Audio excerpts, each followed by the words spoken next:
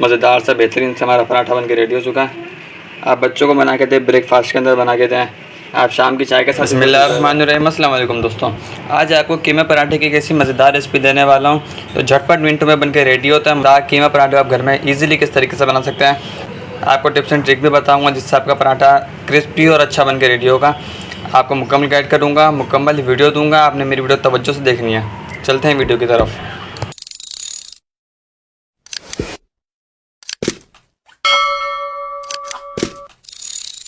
بسم اللہ الرحمن الرحیم. میرے دوستوں، پراٹھا بنانے کے لیے سب سے پہلے آٹا گون لیں گے. میرے پاس آٹا ہے، اس کے اندر شامل کر دیں گے.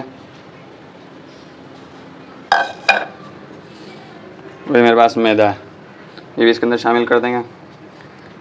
آپ نے جتنا میدا لینا اس کا ڈبل آٹا لینا ہے. اس کے بعد میرے پاس یہ نمک ہے، ایک چٹکی قریب اس کے اندر نمک شامل کرتے ہیں، بالکل تھوڑا سا.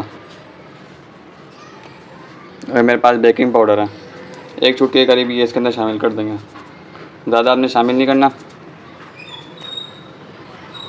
اور یہ اجوائن ہے، اجوائن ایک چٹکی ہاتھ کے اندر کرش کر کے اچھی طرح سے اس کو کرش کر کے آپ نے اس کے اندر ڈالنا. شامل کرنے کے بعد اس کے اندر ہم آئل شامل کر دیں گے. 2 چمچ کے قریب ہم آئل شامل کر دیں گے اس کے اندر، اور اسے اچھی طریقے سے مکس کر لیں گے. لیے دوستوں اس ٹائم پہ جو آٹا گون لیں گے ہم اچھی طرح سے جو ہے ہمارا آئل وائل جو ہمارا مکس ہو چکا ہے. نارمل جو ہم آٹا گونتے ہیں وہی آٹا گونیں گے. تھوڑا تھوڑا اس کے اندر پانی شامل کریں گے اور ایک پرفیکٹ ڈو بنا لیں گے. نہیں دوستوں، آٹا جو ہمارا بالکل سیٹ ہو چکا ہے اچھی طریقے سے. اس ٹائم کے اوپر اس کے اوپر جو ہے تھوڑا سا ہم گھی لگا دیں گے، آئل لگا دیں گے.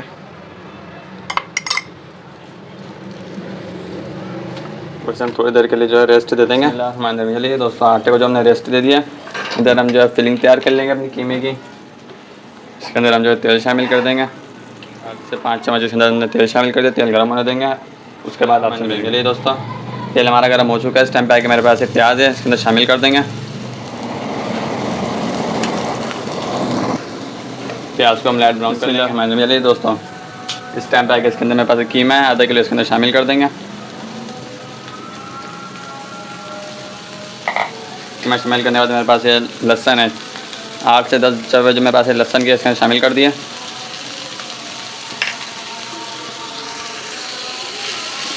اسے ہلکا سا بھون لیں گے. قیمہ ہمارا جو ہلکا بھون چکا ہے. اس ٹائم پہ میرے پاس یہ 1 ٹیبل اسپون میرے پاس دھنیا ہے، 1 ٹی اسپون میرے پاس لال پیسی مرچ ہے، 1/2 ٹی اسپون میرے پاس ہلدی ہے، اور 1/2 ٹی اسپون میرے پاس نمک ہے. نمک اور مرچی آپ نے ٹیسٹ کے اکارڈنگ شامل کر سکتے ہیں. جتنی آپ کو پسند ہے آپ نمک مرچ اتنی شامل کیجیے گا. میں نے حال فی الحال یہ بھی نمک جو میں نے 1/2 ٹی اسپون شامل کیا. اگر ہمیں نمک کی ضرورت لگے گی تو ہم اور پھر اس کے اندر نمک شامل کر دیں گے. اس طرح سے بھون لیں گے. مسالوں کا کچا پن ہم سارا ختم کر لیں گے. تھوڑا اس کے اندر پانی شامل کر لیں گے.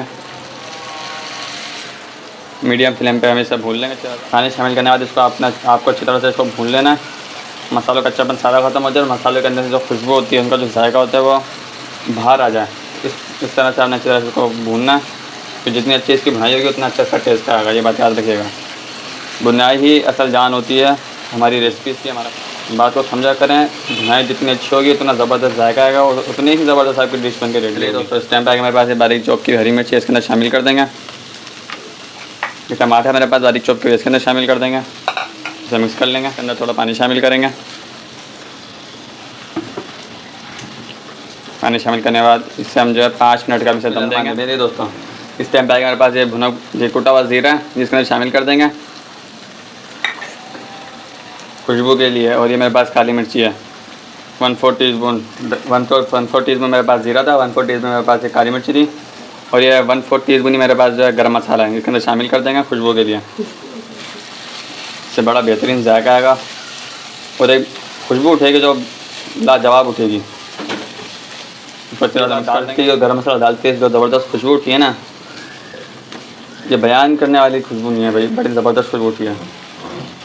خوشبو جو ہے آپ جو ہے زیرہ جو ہے فریش کوٹ کے ڈالیے گا، اور گرم مسالے بھی کوشش کیجیے گا کہ فریش ہی ہو، زیادہ پرانا گرم مسالہ نہ ہو. میرے پاس لیموں کا رس ہے 1 ٹی اسپون، اس کے اندر شامل کر دیں گے. 1 سے 2 منٹ کا اور دم دیں گے تاکہ جو ہم نے جو مسالہ ڈالے اس کی خوشبو ان کے اندر پھیل جائے. اس کے بعد آٹا سیٹ ہو چکا ہے. اس ٹائم پہ اس کی مکھی لگا لیں گے. یہ دوستوں ہمارا آٹا جو ہے ریڈی ہو چکا ہے. بالکل پرفیکٹ ہمارا آٹا گونا ہے. دیکھو کہ بالکل نہ زیادہ نرم ہے نہ زیادہ سخت ہے. بالکل ایک جو نارمل آٹا ہوتا ہے وہ ہم نے گون کے ریڈی کر لیا. اب اس کی جو ہے ہم روٹیاں بنا لیں گے. ہو چکا ہے. اس ٹائم پہ آگے ہم جو ہے اس کے پیڑے بنا لیں گے. نارمل جو ہمارے گھر میں پیڑے بنتے ہیں.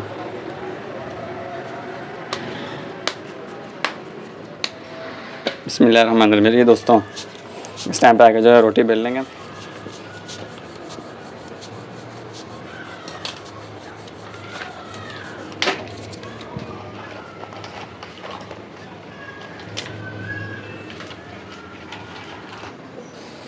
اس طرح کے ہم جو روٹی بناتے ہیں اپنی پوری.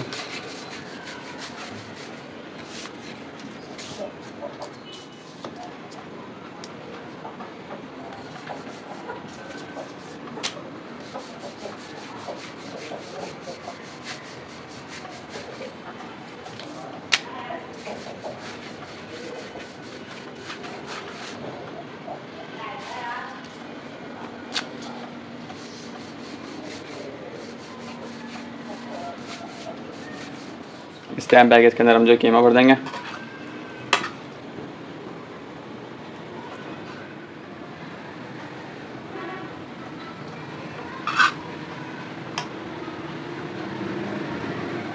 اس طریقے سے ہم جو روٹی کو کور کر دیں گے. بسم اللہ الرحمن الرحیم. یہ دوستوں قیمہ جو اس میں بھر دیا. اس ٹائم پہ اس کو آرام سے اٹھائیں گے. اپنے توے پہ رکھ دیں گے. اسے ہلکا سا نیچے سینک لیں گے تاکہ جو تھوڑی براؤن سی بنے, گولڈن کلر آ جائے. تاکہ اسے ہم پلٹ دیں گے.